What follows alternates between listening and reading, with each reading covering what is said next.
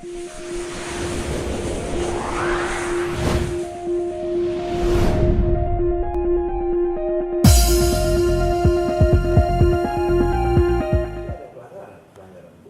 jadi yang dilakukan oleh presidium itu dalam menetapkan ketua umum terpilih melanggar anggaran dasar pasal 14 khususnya itu. Nah, pertanyaan saya, dengan pelanggaran anggaran dasar ini bisa nggak diselesaikan oleh banding kasasi? Nah, sebelum jauh ke banding kasasi, Bang.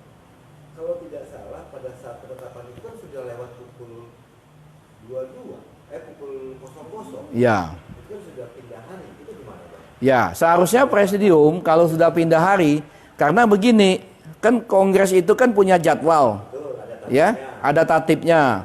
Kalau ada perubahan itu, minta persetujuan dari peserta kongres. Jadwalnya seharusnya 28-29, umpamanya mau diperpanjang 1 hari, minta persetujuan. Berarti diplenokan dulu. Harus diplenokan lagi, minta persetujuan. Mendapat persetujuan, baru dilanjut. Berarti pada saat pukul 00 di stop dulu, diplenokan dulu. Diplenokan dulu.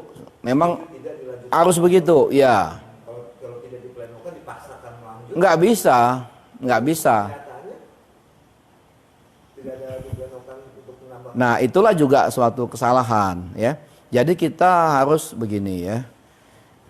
Di dalam organisasi ini, kalau saya ya pribadi ya, kita nggak usah ngotot ya.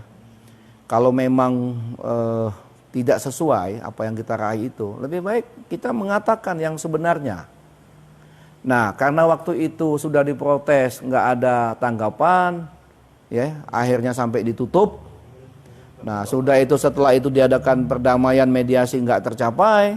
Nah, makanya ada gugatan itu. Nah, masuk ke putusan. Berarti apa yang diambil hakim ini menurut Bang Enes? Kalau menurut saya sudah tepat. Pertama, terkait dengan batal demi hukum. Caketum loh ya, bukan ketum, caketum. Jadi proses caketum itu, pemilihannya itu batal demi hukum. Hasilnya. Karena tidak berdasarkan anggaran dasar, khususnya pasal 14. Berarti udah benar dong. Nah, yang kedua terkait dengan penyelesaiannya, ya, karena caketum terpilihnya batal demi hukum, otomatis PP itu tidak ada, nonaktif sekarang ini, nggak ada. Termasuk kedua bidang itu? Semua. Semua? Iya, karena itu kan formatur tunggal. Kalau itu dianggap batal demi hukum, nggak ada semua. Berarti sampai ke bidang-bidang. Semua, iya. Tapi hanya di PP kan? Di PP. Tidak mencakup ke penggul.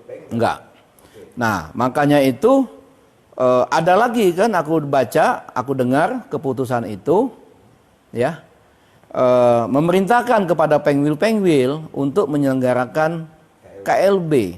Itu sudah tepat juga, diatur di dalam anggaran dasar rumah tangga. Jadi yang bisa menyelenggarakan KLB itu pertama PP, ya. Nah, kalau PP umpamanya tidak laksanakan, bisa pengwil. Nah, kalau PP-nya sudah dibatalkan hukum, berarti PP nggak ada. Abang sudah, maaf, Bang jajaran Bang Ketum, Bang SS kan sudah demisioner. Ya. Kemudian ketum yang terpilih pun batal demi hukum. Ya. Tidak ada PP. Ya. Pengwil. Nah, makanya kalau saran saya, ya pengwil yang ada sekarang ini, ya, itu menyelenggarakan KLB sesegera mungkin untuk meneruskan agenda, ya, yang pemilihan itu tidak berdasarkan anggaran dasar, supaya dilanjutkan. Nah, itu. Bicara kongres, kalau nggak salah di anggaran dasar berarti kan kongres hanya ada 2, kongres yang 3 tahunan atau kongres luar biasa, tidak ada kongres yang lain. Iya, iya. Kongres lanjutan.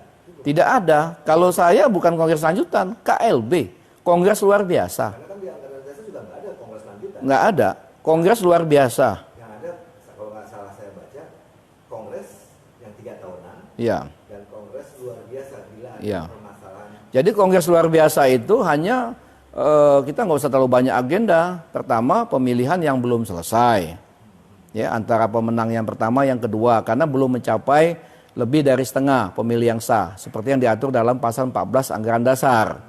Nah, karena itu kan ART yang sudah dirubah suara terbanyak itu kan tidak tidak diagendakan atau tidak dilaksanakan untuk diplenokan. Seharusnya seperti itu.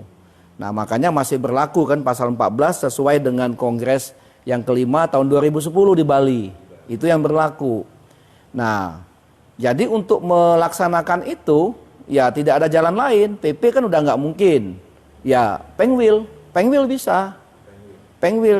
Jadi Pengwil bisa menyelenggarakan itu dengan 50 plus 1 jumlah Pengwil. Berarti 33 minimal 17. 17. Nah, ini tinggal lagi bagaimana kita ya untuk supaya jangan berlarut-larut. Nanti kalau umpamanya katakanlah GP terpilih, nah itu kan kita malah semuanya harus dukung siapapun. Nah, kalau umpamanya terpilih HPND harus dukung. Berarti sekarang terjadi kekosongan pimpinan itu, ya kekosongan pimpinan. Iya, karena kan di sana itu kan ada keputusan lagi yang saya baca ya, bahwa tergugat 10 yaitu Julius Purnawan